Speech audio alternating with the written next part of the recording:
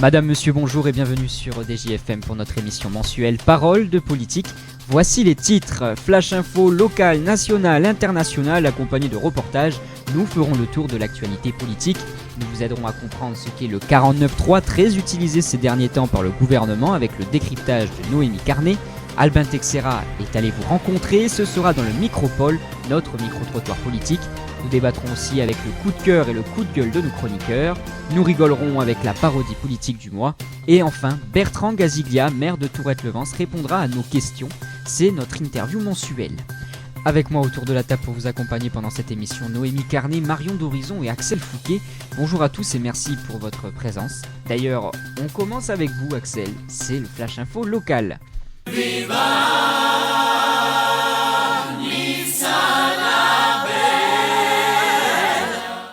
Un nouveau François Fillon chez les Républicains. À quelques jours du premier tour de l'élection présidentielle au sein des LR, Éric Ciotti et son ancienne épouse Caroline Magne sont visés par le canard enchaîné. Le journal révèle que l'ex-femme du député aurait cumulé plusieurs emplois. Une enquête est ouverte pour détournement de fonds publics. Le Niçois se dit lui bassement attaqué. Atteindre la neutralité carbone d'ici 2050, tel est l'un des objectifs principaux fixés par le partenariat écologique entre l'État et la région Sud. Elisabeth Borne et Renaud Muselier ont signé au dernier congrès des maires un protocole d'expérimentation plaçant la région PACA en fer de lance de la planification écologique dans les territoires. La Première ministre s'est d'ailleurs exprimée à ce sujet.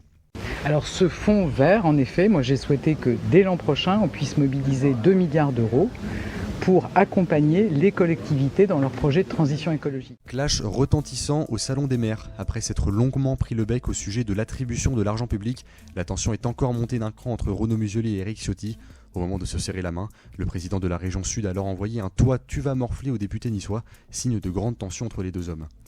Ils pointaient leur présence mais ne venaient pas. En 2018, 3 ex-collaborateurs d'élus du Rassemblement national à la région PACA ont séché 200 heures en moyenne au conseil régional. Les 3 hommes ont été condamnés pour escroquerie. Les peines vont de 4 à 6 mois de prison avec sursis, auxquelles s'ajoutent 150 heures de travail d'intérêt général. L'opération SOS Clientélisme répond déjà à l'appel. La ligne téléphonique mise en place par Renaud Muselier a déjà conquis quelques maires, 9 pour être exact. Les élus des Alpes-Maritimes passeront désormais directement par la région pour dialoguer. L'objectif derrière cette alliance, changer la gouvernance du département, dominé par Charles-Henri Ginesi et Éric Ciotti. Merci Axel pour toutes ces informations. Petite page divertissement maintenant, notre cher collègue Albin Texera est parti vous rencontrer. Oui, vous qui nous écoutez derrière votre poste radio ou votre téléphone. Un micro-trottoir pas comme les autres, vous allez vite comprendre. Salut, c'est Albin et je suis allé dans les rues niçoises pour savoir ce que les Niçois pensaient de l'altercation entre Louis Boyard et Cyril Hanouna. Vous allez voir, il y a un peu de manière décalée. Est-ce que tu as suivi la séquence entre Cyril Hanouna et Louis Boyard qui avait fait un peu débat? Oui, j'avais suivi. Le père Fouras, il a dit à Cyril Hanouna que finalement aucun Boyard ne sera touché, que ça soit Louis Boyard, Passe-Muraille, Passe-Partout. T'en penses quoi de ça? Honnêtement, ça j'avais pas suivi. Je pense que peut-être qu'il a peut-être raison, je sais pas. Ouais, il doit avoir raison. Il faut défendre tous les Boyards en France. Je ne connais pas qui c'est le père Fouras, mais comme j'ai dit tout à l'heure, liberté, égalité, fraternité. Je le rejoins, ouais.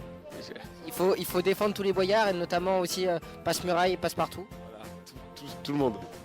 Tous les boyards. Père Fouras, c'est juste pour un titre d'indication, c'est la personne qui a dit toujours plus haut, toujours plus loin, toujours plus fort, Fort Boyard.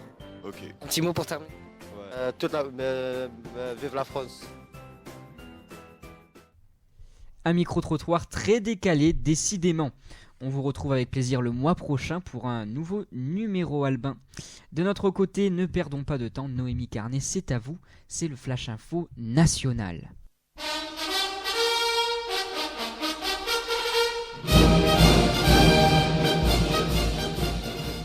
Avalanche de motions de censure, la NUPES et le Rassemblement national ne décolèrent pas face à l'emploi répété du 49.3.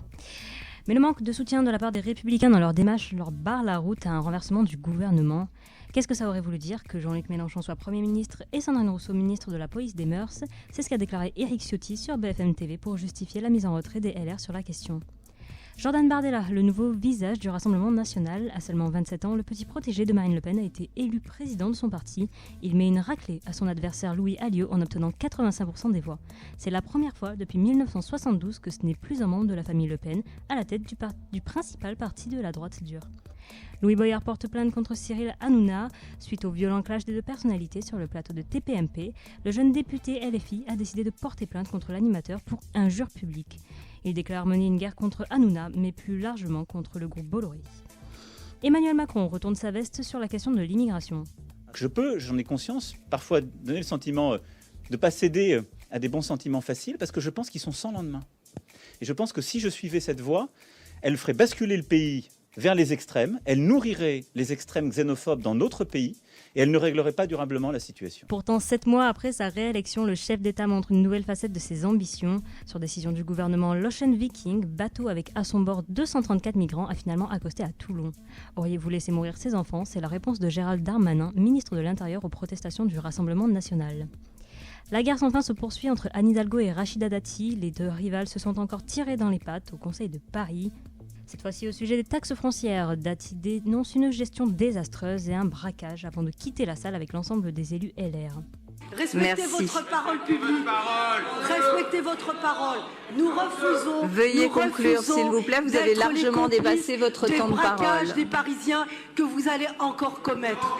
Vous ne respectez rien. Vous continuez à ne pas respecter le temps de parole qui vous est alloué. Ah oui, ça vous gêne. Ça gêne d'ailleurs. Non, ça gêne le règlement intérieur. Dernière ligne droite pour la présidence des Républicains. Les 3 candidats se sont affrontés en débat ce lundi. Soirée largement menée par Éric Ciotti. Les électeurs ont jusqu'au 3 décembre pour faire leur choix entre Aurélien Pradié, Bruno Retailleau et Éric Ciotti pour succéder à Christian Jacob. Et on ne manquera pas de suivre l'évolution de ces actualités. Merci Noémie. Et comme toute actualité peut devenir un fait de société, des débats peuvent surgir sur n'importe quel sujet. Alors vous, qu'avez-vous aimé ou détesté dans l'actualité de ce mois ? C'est l'heure du coup de cœur, coup de gueule. Je vous demande de vous arrêter. Donc ce que vous proposez comme d'habitude, c'est de la poudre de perlimpinpin. Nous sommes 2 candidats à égalité. Mais vous avez tout à fait raison, monsieur le Premier ministre. Tu es Monsieur Collard. Et toi, tu es Monsieur Collard. Je ne vous On va commencer tranquillement avec le coup de cœur du mois. Et c'est vous, Marion, qui vous y collez. Mon coup de cœur du mois, Justin, c'est le Conseil des ministres des enfants organisé par Elisabeth Borne lundi 21 novembre. L'occasion pour les jeunes ministres d'un jour de faire part au gouvernement de leurs préoccupations sur différents sujets comme l'environnement, l'école, la santé ou encore le handicap. C'est bien évidemment le thème de l'écologie qui a pris une grande place autour de la table, notamment la Coupe du Monde au Qatar qui se joue actuellement. Le jeune Grégory, par exemple, a dit « J'aimerais parler aussi du terrain de foot du Qatar, qui est placé en plein désert. Ils ont mis la clim et tout alors qu'on dit de ne pas polluer la planète. Moi, si j'étais ministre, j'aurais dit de reporter les matchs en 2023 pour qu'ils soient organisés autre part. » La vingtaine d'enfants âgés de 8 à 17 ans a pu déjeuner avec les différents ministres et puis visiter l'Assemblée nationale. L'initiative est plutôt ludique mais aussi éducative et ça donne envie aux enfants de France de s'impliquer dans la politique du pays. Alors c'est sûr, c'est une initiative importante pour le gouvernement. Noémie, qu'est-ce que vous en pensez réellement ? Je suis assez d'accord avec ça, c'est très important, surtout que ces enfants, c'est l'avenir. Et puis c'est bien aussi de les intéresser à la politique de leur pays, c'est très important.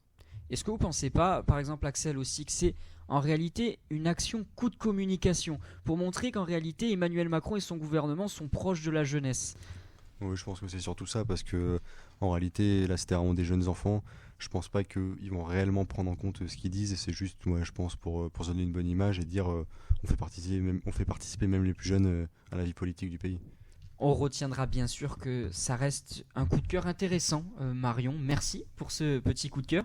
Alors, comme toujours dans notre émission, s'il y a un coup de cœur, il y a forcément un coup de gueule, n'est-ce pas Axel ? Oui, alors moi je vais vous parler d'un des faits marquants de ces derniers jours, la fameuse altercation entre Cyril Hanouna et le député Louis Boyard sur le plateau de Touche pas à mon poste. Alors c'est sûr qu'on en a déjà beaucoup parlé, que ce soit sur les réseaux sociaux, à la télé, mais à titre personnel, j'aimerais en rajouter une couche en apportant une attention particulière à nos élus.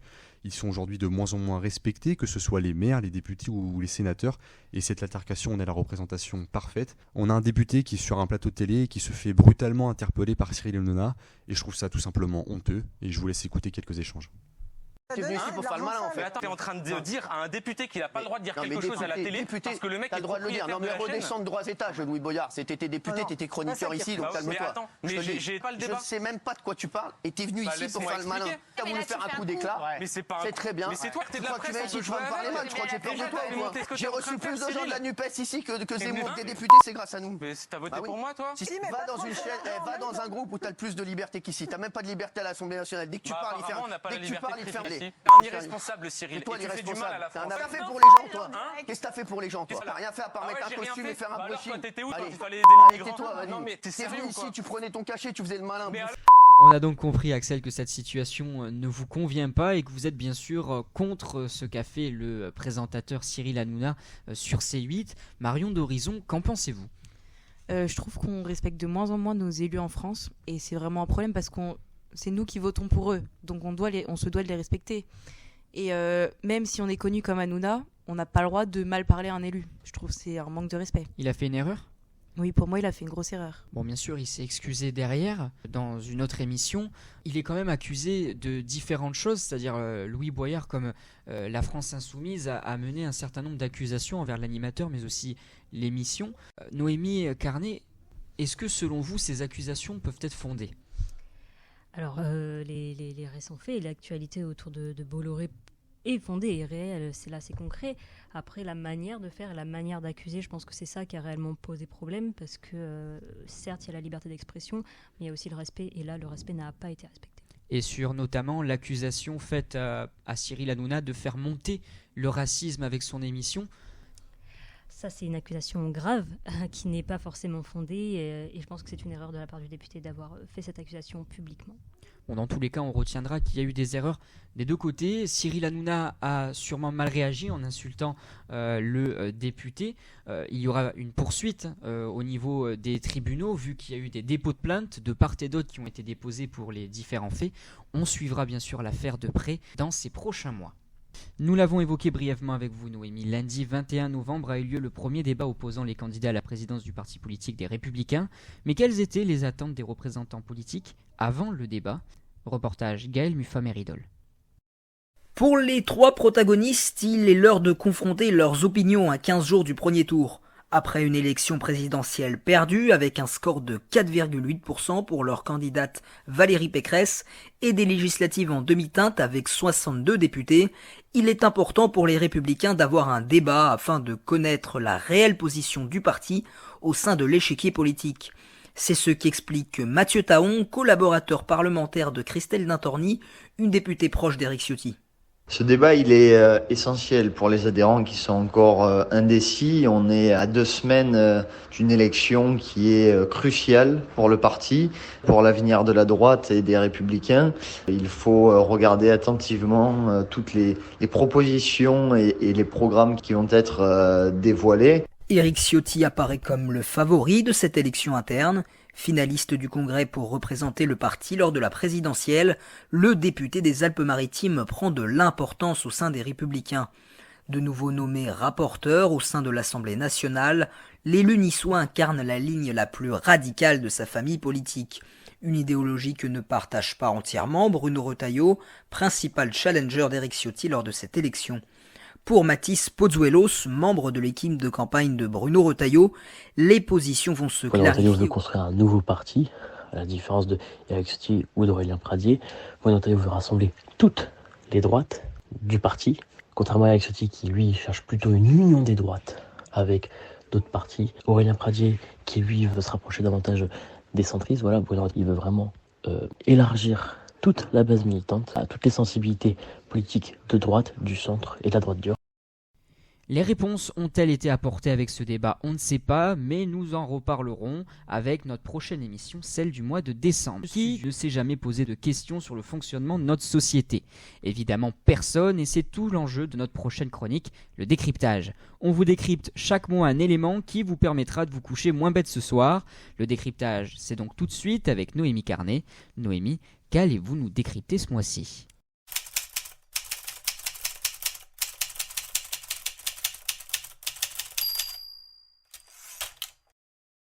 C'est la nouvelle star de l'Assemblée nationale, les médias ne parlent que de lui, et oui, il s'agit bien du 49.3. Il est à nouveau sur le devant de la scène depuis plus d'un mois maintenant, mais concrètement, c'est quoi ? J'engage la responsabilité de mon gouvernement, j'engage la responsabilité de mon gouvernement, j'engage la responsabilité de mon gouvernement, j'engage la responsabilité de mon gouvernement sur la... En référence à l'article 49 alinéa 3 de la Constitution de 1958, il permet de faire adopter une loi sans le vote des députés. Une manière pour le gouvernement de forcer le passage en quelque sorte quand ils se sont pris en étau. Utilisé en moyenne au moins une fois dans chaque gouvernement de la Ve République, il a tout de même marqué les esprits à plusieurs reprises. Récemment, en 2016, l'article fait déjà parler de lui sous François Hollande. À cette époque, c'est le chouchou du Premier ministre Manuel Valls. Après l'avoir employé 6 fois au total, il proposera en vain de le supprimer. En 2022, il fait son grand retour, Madame 49.3. C'est comme ça qu'est surnommée Elisabeth Borne, première ministre du gouvernement macroniste actuel, qui a eu recours à l'article pas moins de 5 fois en seulement 2 mois. Mais le vrai record de l'emploi du 49.3, il est détenu par Michel Rocard, Premier ministre de 1988 à 1991 sous François Mitterrand. Il a engagé la responsabilité du gouvernement, tenez-vous bien, 28 fois à l'aide du 49.3. Un nombre record toujours à battre. Vous l'aurez compris, c'est l'arme secrète du gouvernement, mais attention, ça peut être risqué de trop l'employer. La situation actuelle parle d'elle-même, les motions de censure s'enchaînent à l'Assemblée nationale et la cote de popularité du gouvernement baisse dans les sondages. Et ce n'est que le début. À utiliser avec précaution et à ses risques et périls, c'est l'essentiel à retenir sur le 49.3. On retiendra donc principalement que le 49.3 est l'une des armes les plus puissantes du gouvernement face aux représentants du peuple et qu'il est considéré comme étant un passage en force face aux parlementaires. Marion d'Horizon, êtes-vous prête ? Oui. Car le Flash Info International, c'est avec vous juste après le jingle.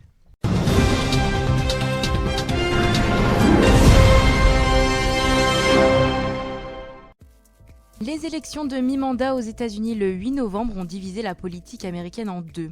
Les démocrates ont conservé leur majorité au Sénat avec 50 sièges contre 49. À la Chambre des représentants, c'est le contraire, les républicains ont conquis 219 places contre 212. L'affaire des sous-marins avec l'Australie fait encore parler d'elle. Après un entretien avec le Premier ministre australien, Emmanuel Macron s'est exprimé le 17 novembre à Bangkok. Les relations entre la France et l'Australie semblent se rétablir. Le président français espère vendre à nouveau ses sous-marins aux Australiens. Pour rappel, l'an dernier, Canberra avait tourné le dos à Paris et privilégié un accord avec les États-Unis et le Royaume-Uni. Après Bangkok, le président de la République s'est envolé pour la Turquie au sommet de la francophonie. Pour 72 heures, le français est devenu la langue officielle à Djerba. Emmanuel Macron s'est d'ailleurs exprimé lors d'une table ronde en compagnie de l'écrivaine Leila Slimani et de la chanteuse Iseult au sujet du déclin de la langue française dans le monde. On l'écoute. Dans les pays du Maghreb, on parle moins français qu'il y a 20 ou 30 ans. C'est une réalité. Parce que il y a eu parfois des formes de résistance quasi politique, c'est une langue qui peut paraître plus difficile, il y a eu une volonté de réhabiter d'autres langues en se disant c'est comme ça qu'on trouve notre chemin politique. Un point sur le conflit russo-ukrainien, les bombes continuent de tomber et la Moldavie se retrouve face à un problème d'immigration depuis le début de la guerre. Cette semaine, elle est au cœur d'une conférence internationale d'aide. Plongée dans sa pire crise énergétique depuis 30 ans, la présidente moldave a insisté sur la perte de gaz et des importations russes pour son petit pays. La France soutient le pays avec une aide de 100 millions d'euros. La guerre en Ukraine crée aussi des faits insolites. Le président polonais s'est entretenu mardi dernier avec un faux Emmanuel Macron. Suite au missile tombé par erreur en Pologne, 2 Russes l'ont appelé en se faisant passer pour le président français. Une vidéo a ensuite été publiée sur Internet pendant leur supercherie. Les 2 humoristes ne sont pas à leur premier coup d'essai, ils avaient déjà piégé auparavant Boris Johnson, Elton John ou encore Emmanuel Macron. Merci Marion pour ce tour de l'actualité politique internationale du mois. Dans quelques instants, nous recevrons Bertrand Gaziglia pour notre interview mensuelle. Mais avant ça, nous allons rigoler un peu avec les paroles d'à côté. Je vous ai concocté une parodie politique du mois très sympa. Mais avant toute chose, précisons bien que c'est une parodie, que les propos peuvent être sortis de leur contexte et qu'en aucun cas, elle constitue une prise de position politique. On s'amuse avec les déclarations de nos représentants, rien que ça. On commence cette parodie avec l'anglais. Oui, c'est le point fort de nos politiques. Enfin, apparemment. Be you. Be proud of you because you can do what we want to do. Dans le fond, la phrase est sympa, mais un autre exemple peut-être ? You go to Mars? Hopefully at some point, yes. Yeah. Because your special fusée. Special fusée. Un anglais parfait, décidément. Mais c'est qui, lui? Je suis François Hollande. D'accord. Et Anne Hidalgo, elle en pense quoi? Ça va pas, quoi. Ah, pourtant, on le sait, hein, son level, si je puis dire en anglais, est tout à fait correct. We are in the life. We are in our mission. My God. Tout à fait correct. Malgré tout, on a un premier de la classe, hein, toujours comme d'habitude. C'est Emmanuel, bien sûr.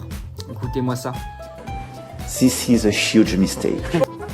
And to have cooperation between government and private sectors to fix this issue. Par contre, il va falloir penser à mettre un stylo entre les dents, Manu, hein, car articuler semble compliqué en anglais. I don't want to be longer, I was already very long. Ça doit en faire rire plus d'un. Ho ho ho! Silence! Ok, tranquille, on se calme, Jean-Philippe Tanguy. Ah, d'ailleurs, Valérie Pécresse, ça donne quoi l'anglais? So on behalf of the 12 million inhabitants of Île-de-France, thank you very much. Ça va, ça passe. On peut mettre 15 sur 20. Ce sera déjà plus que son score à la présidentielle. L'actualité du mois s'est principalement tournée vers l'Ocean Viking, ce bateau de migrants qui a été accueilli à Toulon. Marine Le Pen, vous en pensez quoi? Les migrants, c'est comme les éoliennes. Tout le monde est d'accord pour qu'il y en ait, mais personne ne veut que ce soit à côté de chez lui. Sa position ne semble pas avoir bougé. Hein. Presta, presta, yuba, yuba, yeah. Yuba, yuba, yeah. On va se calmer, Jean Messia. Eh, relax, Jabaoud. Heureusement pour nous, des gens sont en mesure de faire de grandes déductions, comme Nabila quand elle découvre une douche dans un avion. Quand même, tu peux te laver et tout dans l'avion. C'est trop abusé. Je me demande où est-ce qu'elle va, l'eau. Du coup, l'eau, elle tombe sur les gens. Oh, mais c'est pour ça qu'il pleut! No comment. L'hiver commence à se faire sentir, la neige se fait apercevoir sur les hauteurs. Une grande première, pour certains, l'occasion de ressortir ce mème. Bonjour maman, c'est pour te dire que ici, il fait vraiment froid. Il pleut, mais il pleut blanc. Quand même assez technique, là. Oui, on avait pourtant dit des gens capables de faire de grandes analyses. Et vous d'ailleurs, oui vous qui nous écoutez, vous y comprenez quelque chose à la politique? Dans tous les cas, ne vous inquiétez pas, Nicolas Sarkozy peut vous éclairer. Vous êtes davantage aimé que ceux qui écrivent que vous ne auriez pas aimé sont aimés. Vous avez compris le truc? Bon, toujours pas compris, mais ce n'est pas grave. En tout cas, si on s'intéresse à la politique, c'est top à analyser. Top. Mais c'est qui lui encore? Jacouille, la fripouille, votre humble serviteur, vous me reconnaissez pas? Ah! Oui, Denis. Ah, vous l'avez dit à ma place, comme quoi, dans la politique, on trouve de tout. C'est déjà la fin de cette parodie. Un dernier mot, Marine Le Pen? Voilà, nous avons un peu le sentiment d'être venus pour rien. Mais c'est pas grave, c'est toujours un plaisir de vous rencontrer. Allez, tant qu'à nous, on se retrouve le mois prochain pour un nouveau numéro de Paroles d'à côté.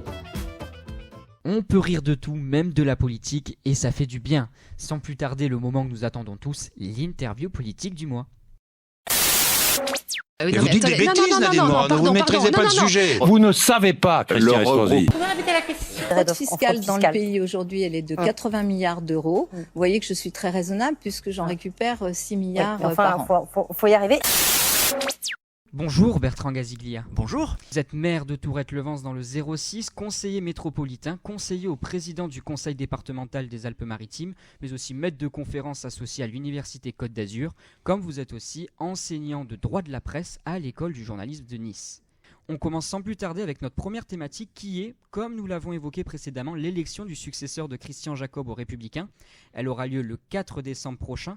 Sont opposés Éric Ciotti, Bruno Retailleau et Aurélien Pradier. Petit récap de ce qu'il s'est passé lors du débat opposant les trois hommes sur LCI. Lundi 21 novembre a eu lieu le fameux débat visant à départager les trois candidats à la présidence des LR. Bonsoir à tous, bonsoir Adrien. Ciotti, bonsoir Bruno Retailleau, bonsoir Aurélien Pradier. Chaque candidat a eu l'occasion de pouvoir prouver qu'il était le meilleur afin de prendre la direction du parti. En quoi ferez-vous un bon président pour LR? Et c'est vous, Bruno Retailleau, qui commencez pour 1 minute. Éric Ciotti, en quoi feriez-vous un meilleur président des Républicains que vos concurrents?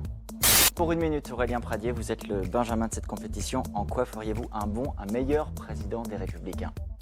Dans ce débat, différentes problématiques ont été abordées. La guerre en Ukraine. Un navire Ocean Viking. Donc c'est l'uniforme pour dire les choses simplement. La République, oui, c'est l'uniforme. La question des retraites. Venons à l'écologie. Ainsi, nombreux ont été les points communs entre les 3 candidats, notamment au sujet de l'immigration, mais les désaccords sont quand même apparus entre les 3 personnalités. Pourquoi ? C'est une différence. C'est une différence. Bien sûr, c'est vous qui le dites. Non, je ne suis pas d'accord. Il y a beaucoup de choses à dire, même trop, alors si vous êtes intéressé, le replay est disponible sur le groupe TF1. Petite question, Bertrand Gaziglia. Vous qui êtes un élu républicain, si je ne me trompe pas, soutenez-vous un candidat en particulier ? Bien sûr, je soutiens Éric Ciotti. Je pense que c'est le meilleur homme pour remplir les fonctions de président des Républicains, pour préparer la famille politique aux prochaines échéances, et notamment aux échéances présidentielles qui sont l'élection majeure et pour lesquelles nous avons besoin d'avoir très tôt un candidat qui portera nos couleurs. Et je soutiens Éric Ciotti pour la présidence des Républicains, et puis également Laurent Wauquiez pour la présidence de la République dans 5 ans. Ça me paraît important que très vite nous soyons en ordre de marche pour ces élections présidentielles. Vous ne pensez pas que cette élection, tout dépend bien sûr son résultat, viendra encore plus marquer une césure au sein de la droite, alors qu'initialement l'objectif est tout le contraire ? Je ne crois pas, parce qu'on a vu le débat de lundi soir, et on a vu un débat responsable, raisonné, posé entre 3 hommes qui avaient des idées très proches, très similaires, et ça c'est important, parce qu'on doit avoir un socle commun aux Républicains, on a un socle commun aux Républicains. Certains sont partis, je trouve que c'est tant mieux, parce qu'ils avaient des positions, des comportements, des attitudes qui n'allaient pas dans le sens de la majorité de notre famille politique. Et je pense que c'est bien que ce soit clarifié, et c'est bien aujourd'hui qu'on ait cette unité importante au sein des Républicains. Concrètement, votre famille politique n'a pas le choix. Après le score catastrophique de Valérie Pécresse à la présidentielle, les quelques sièges obtenus à l'Assemblée nationale, si vous ne vous relevez pas maintenant, c'est fini. Effectivement, on traverse une période difficile, compliquée, mais on a encore des atouts, on a des militants, on a des élus locaux, on a des parlementaires, on est le premier groupe au Sénat, on a la majorité du Sénat, et je pense que surtout on est les seuls à incarner une position responsable à M. Macron. On a d'un côté Mme Le Pen, on connaît les dangers de sa politique, on a de l'autre M. Mélenchon et ses amis, qui sont très fortement divisés entre eux, il n'y a pas vraiment de ligne directrice, et puis on sait aussi que l'extrême gauche est dangereuse pour le pays. Bon, en tout cas, on va suivre de très près cette élection et on en reparlera, je pense, dans l'émission du mois de décembre. On passe à une thématique plus locale, mais qui prend quand même une vocation nationale. Souvenez-vous, fin août, début septembre dernier, une vieille dame, âgée de 89 ans, a été sauvagement agressée par 3 individus mineurs à Cannes-la-Boca. La vidéo choquante avait fait le tour des réseaux sociaux. Alors, si on en parle aujourd'hui, c'est parce que l'audience des 3 jeunes approche. Elle aura lieu le 30 novembre prochain devant le tribunal pour enfants. Pour rappel, dans le cadre de leur contrôle judiciaire, ils ont été placés dans 3 centres éducatifs fermés à Marseille, Bordeaux et Saint-Étienne. 2 d'entre eux sont poursuivis pour vol avec la circonstance que les faits ont été précédés, accompagnés ou suivis de violences et ont entraîné une incapacité totale de travail n'excédant pas 8 jours, aggravée par une circonstance, en l'espèce la réunion. Et le 3e individu qui a filmé sera poursuivi, lui, pour complicité de violence suivie d'incapacité n'excédant pas 8 jours, avec ces circonstances que les faits ont été commis en réunion et sur personnes vulnérables, en enregistrant sciemment des images relatives à la commission des faits. Monsieur Gaziglia, ils méritent quoi ces jeunes ? Ils méritent la prison. Ils méritent la prison, une prison adaptée, une prison pour mineurs, mais je pense que devant une telle violence, un tel déchaînement de haine, la société doit les mettre à l'écart, le temps qu'ils comprennent. Mais il faut aussi sans doute que les parents soient responsabilisés. Parce que je pense que si on voit cette dérive-là, si des jeunes mineurs sont dehors et commettent ce type d'infraction, ce type de crime même, eh bien je pense qu'il y a aussi la responsabilité des familles. Et donc je pense qu'il faudra qu'il y ait un accompagnement bien précis et des sanctions éventuelles auprès de ces familles, de ces mineurs. Il faut marquer le coup, une sanction, on va dire, exemplaire. La sanction doit être exemplaire. Après, le tribunal jugera, mais je ne vois pas comment ces jeunes voyous peuvent demain être en liberté. David Lisnard, comme une grande partie de la classe politique, s'est insurgé après les faits. Lui demande au ministre de l'Intérieur que soit enlevée l'excuse de minorité dans le cadre d'agressions aussi graves, afin, je cite, que les auteurs de tels agissements soient considérés comme justiciables à part entière. Il a raison ? Le droit français établit une différence entre les majeurs et les mineurs. Je pense qu'il est important de la conserver quand même. On passe immédiatement à une troisième thématique. Comme nous avons pu le voir, le mois de novembre a particulièrement été marqué par des tumultes à l'Assemblée nationale. Le 49.3, accusation de racisme, le mot lâche qui devient désormais une insulte. Alors, ma question va être simple. Quand on voit comment ça se passe, les députés sont-ils de moins en moins libres de pouvoir dire ce qu'ils pensent ? Plusieurs choses. D'abord, les parlementaires ont une impunité dans le cadre des débats au Parlement. Donc, ce qu'ils prononcent comme propos, ce qu'ils émettent comme opinion, n'est pas soumis au droit de la presse classique. Et donc, c'est propre au règlement de l'Assemblée nationale ou au règlement du Sénat. Après, je pense qu'il faut aussi éviter les dérives et éviter les propos qui soient excessifs ou qui soient injurieux. Je ne suis pas convaincu que traiter un ministre de lâche soit une injure. Je regrette la décision qui a été prise par la présidente de l'Assemblée et par le bureau. Concernant le député du Front National, enfin du RN, il y a, je pense, sur une situation un petit peu plus complexe, puisque qu'a-t-il dit réellement, qu'a-t-il pensé, on ne le saura sans doute jamais. Lui se défend en disant qu'il souhaitait que le bateau de migrants rentre en Afrique. Par contre, si le fait est qu'il ait injurié le député français, là, effectivement, la sanction est méritée. Mais je pense qu'on ne saura jamais la vérité sur ce qu'il a pensé, ce qu'il a réellement dit. Parlons d'ailleurs de cette accusation de racisme. Le député RN, Grégoire de Fournas, a été sanctionné et a écopé de la sanction maximale, la plus lourde, soit une censure avec l'exclusion temporaire de 15 jours, avec la privation pendant 2 mois de la moitié de son indemnité parlementaire. Mais là où ça fait réagir, c'est le motif de la sanction. Il est accusé de manifestations troublant l'ordre ou qui provoquent une scène tumultueuse. Alors pour le coup, des scènes tumultueuses ou troublant l'ordre à l'Assemblée nationale, il y en a tous les jours. Donc il n'a pas été sanctionné pour racisme, car le règlement ne le prévoit pas.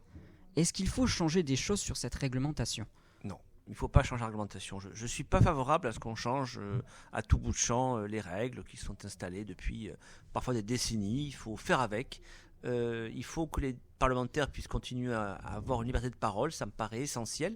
Et donc, en l'occurrence, la sanction est forte, mais elle est proportionnée effectivement à ce pourquoi il a été accusé, à savoir d'avoir provoqué un énorme chahut dans l'Assemblée nationale.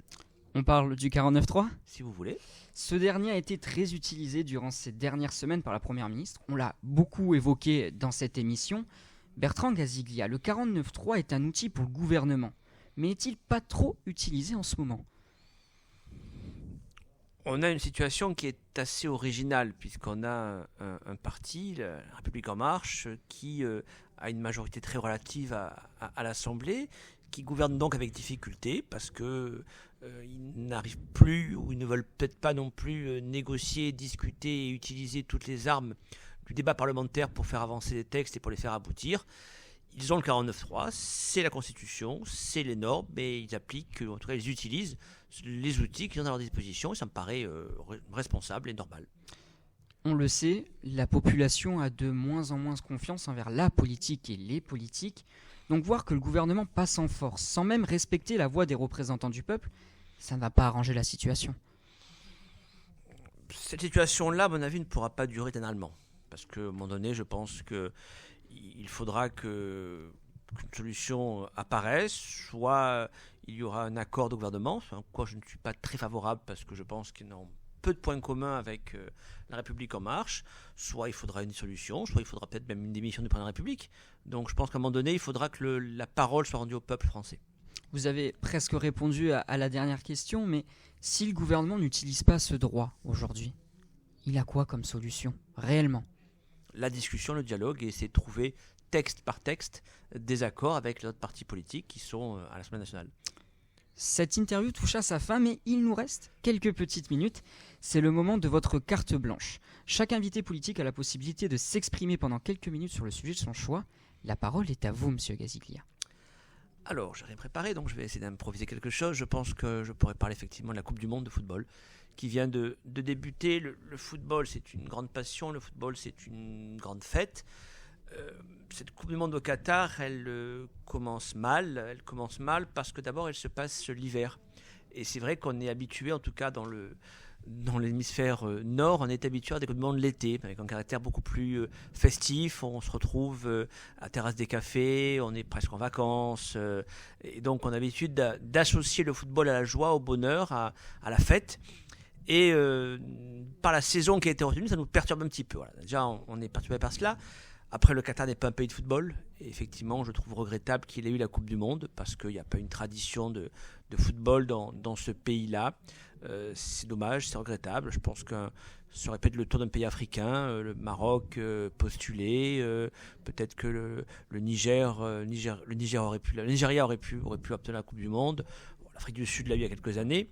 Voilà, donc c'est déjà une Coupe du Monde qui part sur des mauvaises bases. On a beaucoup de joueurs qui sont blessés, beaucoup de stars qui sont blessés. La France a de nombreux blessés, encore un lors du premier match. On risque d'avoir une Coupe du Monde assez surprenante. Alors après, on a aussi des résultats qui sont étonnants. L'Allemagne qui est battue par le Japon, l'Australie, l'Arabie Saoudite qui bat l'Argentine, un des grands favoris. Donc il se passe des choses étonnantes dans cette Coupe du Monde et peut-être qu'à la fin, le football va l'emporter. Je suis aussi choqué par ces faux supporters que l'on voit, ces travailleurs indiens qui sont déguisés en supporters des différents pays. C'est assez perturbant comme élément parce que le football, c'est quelque chose qui est rattaché aussi aux nations, aux territoires, aux villages, aux villes, suivant les compétitions. Et là, on a une espèce de... pas de déshumanisation, mais il y a un lien qui est rompu. Et puis après la Coupe du Monde, elle est aussi marquée malheureusement par la situation au Qatar, une situation difficile pour les femmes, difficile pour liberté individuelle, difficile pour les travailleurs également qui travaillent au Qatar. Pour autant, je pense qu'il ne fallait pas la boycotter, voilà, parce que c'est important de mettre la lumière sur ce qui se passe. Et du coup, on parle de choses qu'on n'aurait sans doute jamais évoquées s'il n'y avait pas la Coupe du Monde au Qatar ce mois-ci. Merci Bertrand Gaziglia d'avoir accepté de répondre à nos questions. Merci à vous. Merci à vous qui m'avez accompagné autour de ce plateau, Noémie Carnet, Marion Dorison et Axel Fouquet. Merci à ceux qui se sont succédés à la régie et surtout merci à vous qui nous écoutez, je l'espère, depuis toute la France métropolitaine comme des Outre-mer et voire même depuis l'étranger. Rendez-vous le mois prochain pour un nouveau numéro de Paroles de politique. Prenez bien soin de vous.